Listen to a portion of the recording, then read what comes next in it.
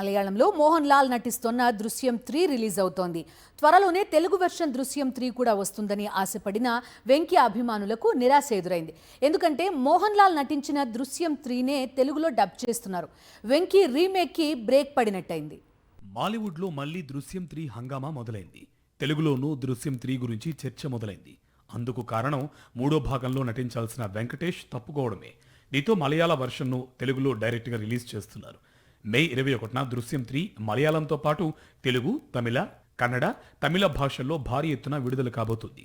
దృశ్యం 3 అంటే మలయాళం వరకే అంటే ఇవి దృశ్యం 2 రిలీజ్ అయిన రోజులు కావు. దృశ్యం మొదటి భాగం విడుదలైన రోజులు అంతకంటే కావు. ఇప్పుడంతా పాన్ ఇండియా ట్రెండ్. ఈ కాలంలో కూడా ఇంకా రీమేక్స్ అంటే కష్టం.